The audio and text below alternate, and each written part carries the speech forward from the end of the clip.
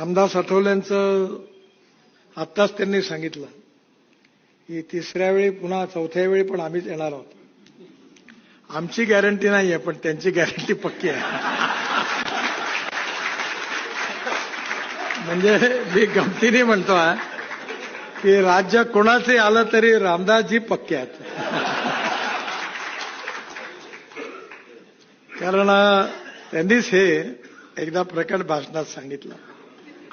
आणि त्यांना हे जसं ते मौसमी शास्त्रज्ञ आहेत, तेव्हा लालू प्रसाद यादवनी एकदा असं म्हटलं होतं रामविलास पासवानला कि ये बहुत बड़ा राजनीतिक मौसम शास्त्रज्ञ है और क्या होने वाला इनको पता होता है, उसके अनुसार उनकी नीति अपनाते हैं.